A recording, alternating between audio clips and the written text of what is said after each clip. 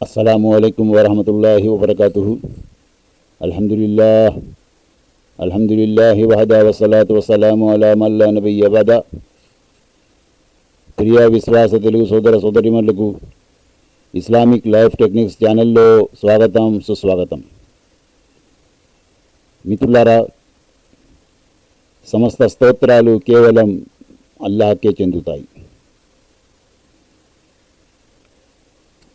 సోదరులారా, మనము నికాహ్ ఆదేశాలని శీర్షికలో ఉన్నాము, అంటే పుస్తకంలో ఉన్నాము. అందులోని భాగంగా ఈనాటి పాఠం మహర్ హక్కు, నియమ నిబంధనలు. భార్య మహర్ హక్కు, దానిని విధిగా చెల్లించాలి. మరి మీరు ఏ స్త్రీల ద్వారా సుఖం పొందారో వారికి నిర్ధారిత మహర్ సొమ్మును విధిగా ఇచ్చివేయండి. అన్నిసా 24. స్త్రీ మనస్ఫూర్తిగా తన మహర్లోని కొంత భాగాన్ని లేదా పూర్తి మహర్ను క్షమించి వదిలిపెట్టగలిస్తే అది ఆమె ఇష్టం. అల్లాహ్ తఆలా ఖురాన్లో ఇలా ఆదేశిస్తున్నాడు, స్త్రీలకు వారి మహర్ సొమ్మును మనస్ఫూర్తిగా ఇవ్వండి. ఒకవేళ వారు గనక తమంతట తాముగా ఇష్టపూర్వకముగా మహర్లో కొంత మొత్తాన్ని వదిలిపెట్టినట్లయితే సంతోషముగా దాన్ని అనుభవించండి. అన్నిసా 4. ఉభయ పక్షాల పరస్పర అంగీకారంతో స్త్రీ మహర్ సొమ్మును నికా సమయంలో చెల్లించినా లేదా తరువాత చెల్లించే విధంగా వ్రాసుకున్న రెండూ ధర్మసమ్మతమే.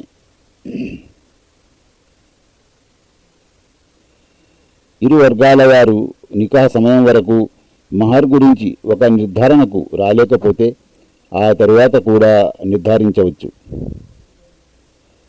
నికా జరిగిన తరువాత శోభనం కాకముందే స్త్రీకి విడాకులు ఇచ్చేస్తే అప్పటి వరకు ఆమె మహర్ సొమ్ము నిర్ధారించకుండా ఉంటే ఆమె మహర్ సొమ్మును ఇవ్వటం తప్పనిసరి కాదు. అయితే శక్తి మేరకు ఆ స్త్రీకి ఎంతో కొంత కానుక రూపంలో ఇవ్వటం మంచిది. నికాహ్ అనంతరం శోభనం కాకముందే తన వధువుకు విడాకులు ఇచ్చేస్తే అప్పటికే ఆమె మహర్ పరిమాణం నిర్ధారితమై ఉంటే నిర్ధారిత మహర్లో సగభాగం చెల్లించటం తప్పనిసరి విధి. అల్లాహ్ తఆలా ఖురాన్లో ఇలా ఆదేశిస్తున్నాడు, ఒకవేళ మీరు స్త్రీలను తాకకుండా వారి మహర్ను నిర్ధారించకుండానే వారికి విడాకులిస్తే అది కూడా మీకు పాపం కాదు. అయితే వారికి ఎంతో కొంత ప్రయోజనం చేకూర్చండి. స్థితివంతుడు తన స్థితికి తగినట్లుగా, పేదవాడు తన స్తోమతకు తగినట్లుగా ధర్మం ప్రకారం ప్రయోజనం చేకూర్చాలి. ఉత్తమంగా వ్యవహరించే వారికి ఇది విధిగా నిర్ణయించబడింది.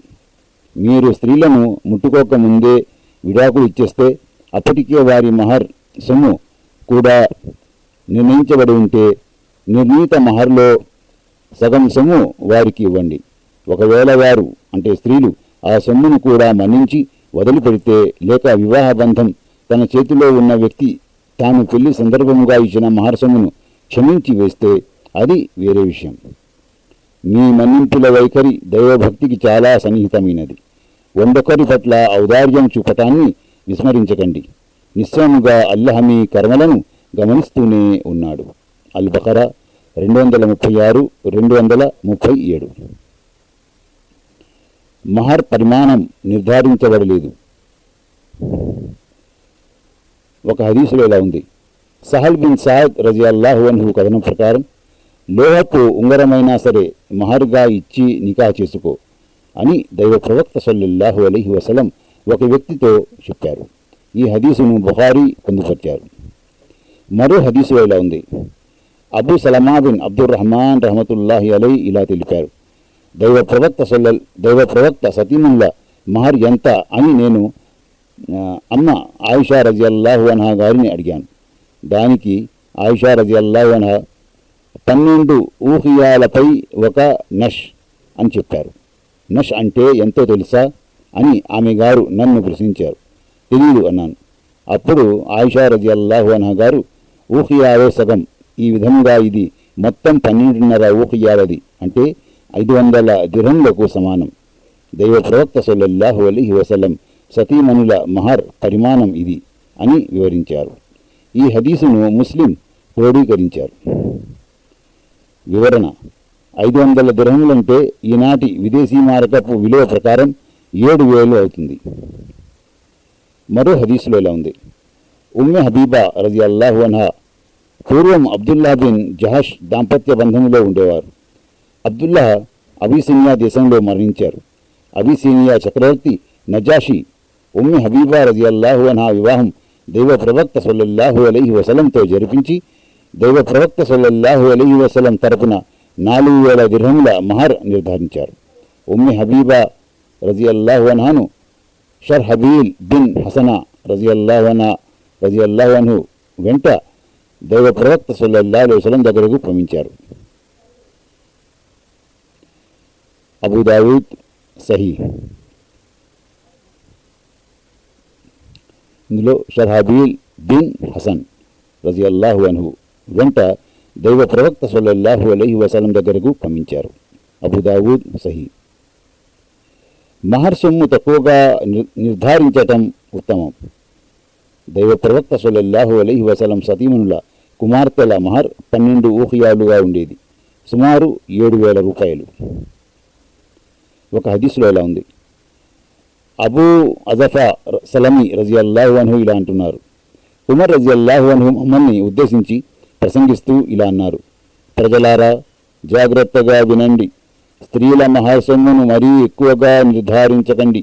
ఒకవేళ అధిక పరిమాణంలో మహర్ నిర్ధారించటం ప్రపంచంలో గౌరవ ప్రతిష్టలకు చిహ్నం అనుకుంటే, లేదా దైవ సన్నిధిలో భక్తికి నిదర్శనం అనుకుంటే, అలాంటి పని చేయటానికి దైవ ప్రవక్త సల్లల్లాహు అలైహి వసల్లం అందరికన్నా ఎక్కువ హక్కుదారులు.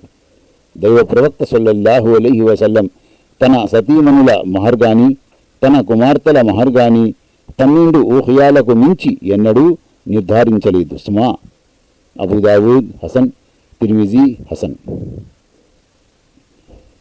మరో హదీసులో ఎలా ఉంది: ఉమర్ బిన్ ఖత్తాబ్ రజియల్లాహు అన్హు కథనం ప్రకారం దైవ ప్రవక్త సల్లల్లాహు అలైహి వసల్లం ఇలా చెప్పారు: మహర్ హక్కు నిర్ధారణ దృష్ట్యా సులభతరమైన వివాహమే అత్యుత్తమమైనది.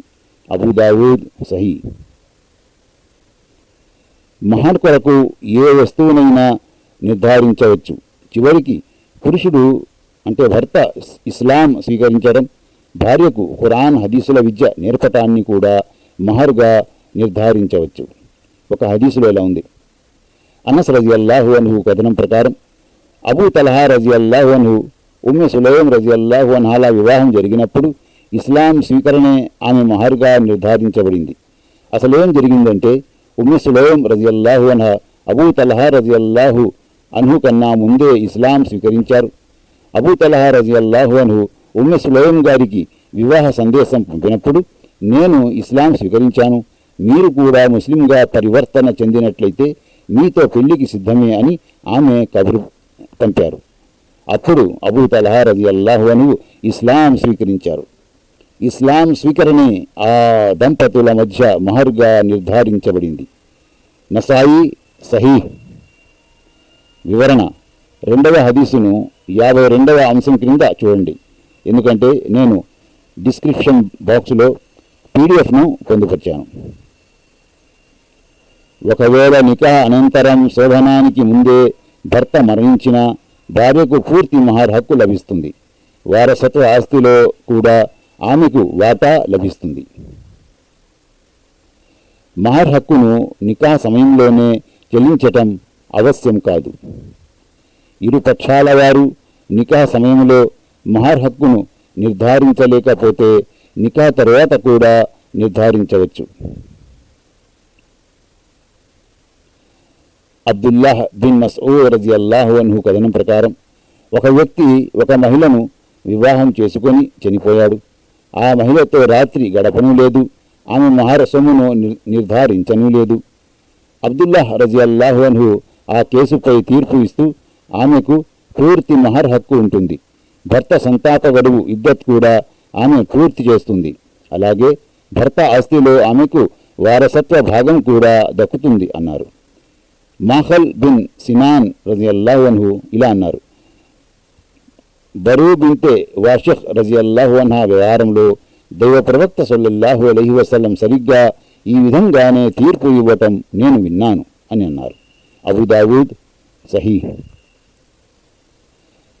మహర్ హక్కుగా 32 రూపాయలు నిర్ధారించాలన్న దానికి సున్నత్పరంగా ఎలాంటి ఆధారాలు లేవు.